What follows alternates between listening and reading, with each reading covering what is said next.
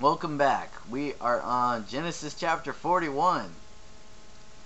2 full years later, Pharaoh dreamed that he was standing on the bank of the Nile River. In his dream, he saw 7 fat, healthy cows come up out of the river and begin grazing in the marsh grass. Then he saw 7 more cows come up behind them from the Nile, but these were scrawny and thin. These cows stood beside the fat cows on the river bank. Then the scrawny, thin cows ate the 7 healthy, fat cows. So in his dream, the skinny cows eat the fat cows. I could sit there and pick at that if they were saying this happened in reality, but it's in his dream, so I'll let them have that one. At this point in the dream, Pharaoh woke up, but he fell asleep again and had a second dream.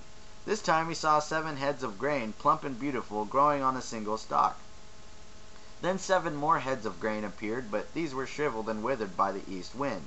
And these thin heads swallowed up the 7 plump, well-formed heads. Then Pharaoh woke up again and realized it was a dream. The next morning Pharaoh was very disturbed by the dreams, so he called for all the magicians and wise men of Egypt. When Pharaoh told them his dreams, not one of them could tell him what they meant. Finally, the king's chief cupbearer spoke up. "Today I have been reminded of my failure," he told Pharaoh. "Some time ago you were angry with the chief baker and me, and you imprisoned us in the palace of the captain of the guard. One night the chief baker and I each had a dream, and each dream had its own meaning. There was a young Hebrew man with us in the prison who was a slave of the captain of the guard. We told him our dreams, and he told us what each of our dreams meant. And everything happened just as he had predicted. I restored my position as cupbearer, and the chief baker was executed and impaled on a pole." Pharaoh sent for Joseph at once, and he was quickly brought from the prison after he shaved and changed his clothes. He went in and stood before Pharaoh. Then Pharaoh said to Joseph, "I had a dream last night, and no one here can tell me what it means. But I have heard that when you hear about a dream, you can interpret it." "It is beyond my power to do this," Joseph replied, "but God can tell you what it means and set you at ease." So Pharaoh told Joseph his dream. "In my dream," he said, "I was standing on the bank of the Nile River, and I saw 7 fat, healthy cows come up out of the river and begin grazing in the marsh grass. But then I saw 7 sick-looking cows, scrawny and thin, come up after them. I've never seen such sorry-looking animals in all the land of Egypt. These thin, scrawny cows ate the 7 fat cows, but afterward you wouldn't have known it, for they were still as thin and scrawny as before. Then I woke up. Then I fell asleep again, and I had another dream. This time I saw 7 heads of grain, full and beautiful, growing on a single stalk. Then 7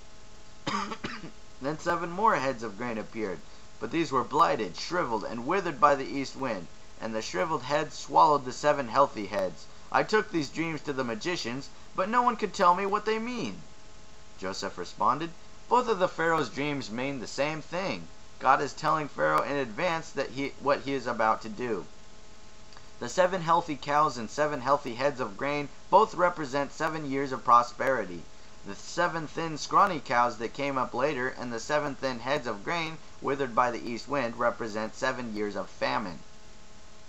This will happen just as I have described it, for God has revealed to Pharaoh in advance what he is about to do.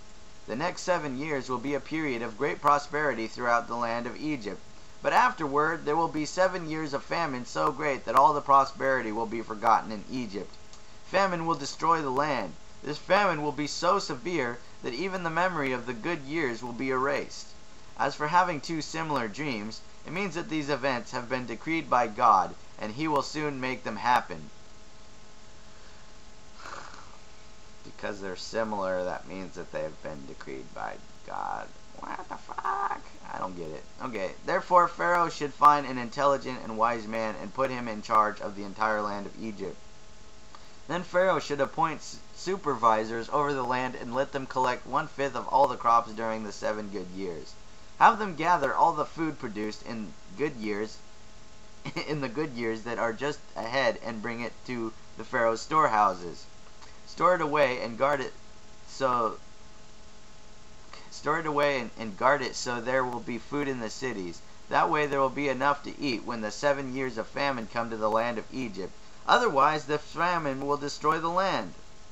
Joseph's suggestions were well received by Pharaoh and his officials. So Pharaoh asked his officials, "Can we find anyone else like this man so obviously filled with the Spirit of God?" Then Pharaoh said to Joseph, "Since God has revealed the meaning of the dreams to you, clearly no one else is as intelligent or wise as you are. You will be in charge of my court, and all my people will take orders from you. Only I, sitting on my throne, will have a rank higher than yours." Pharaoh said to Joseph, "I hereby put you in charge of the entire land of Egypt." Then Pharaoh removed his signet ring from his hand and placed it on Joseph's finger. He dressed him in fine linen clothing and hung a gold chain around his neck. Then he had Joseph ride in his chariot reserved for his second in command. And wherever Joseph went, the command was shouted, "Kneel down!" So Pharaoh put Joseph in charge of all Egypt. And Pharaoh said to him, "I am Pharaoh, but no one will lift a hand or foot in the entire land of Egypt without your approval." Then Pharaoh gave Joseph a new Egyptian name. Oh, God damn it.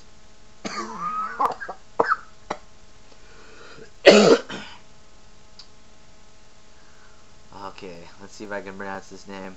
Zaphenath Paneah. Why not? He also gave him a wife whose name was Asenath. She was the daughter of Potiphera, the priest of On. So Joseph took charge of the entire land of Egypt.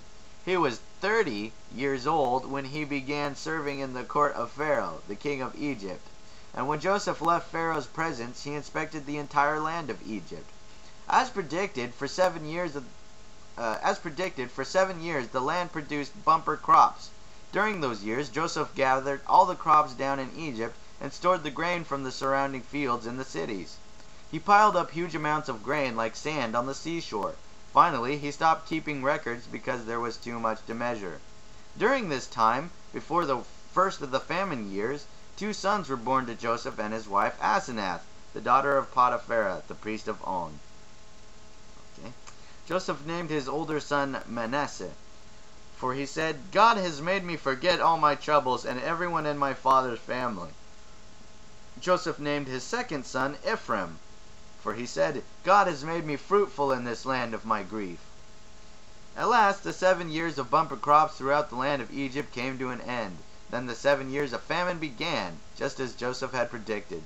The famine also struck all the surrounding countries, but throughout Egypt there was plenty of food. Eventually, however, the famine spread throughout the land of Egypt as well. And when the people cried out to Pharaoh for food, he told them, "Go to Joseph and do whatever he tells you." So with severe famine everywhere, Joseph opened up the storehouses and distributed grains to the Egyptians, for the famine was severe enough that throughout the land of Egypt, and people from all around came to Egypt to buy grain from Joseph because the famine was severe throughout the world. Well, they really had to put a lot of emphasis on the fact that the famine was severe throughout the world, throughout the land, whatever. Yeah, so with severe famine everywhere, for the famine was severe throughout the land of Egypt, famine was severe throughout the world. All that in just a few lines. Anyway, whatever. That was Genesis chapter 41. Yeah, we'll be back for Genesis chapter 44, or 42. We'll get to 44, but not yet. Yeah, Genesis 42 is next. Alright, peace out.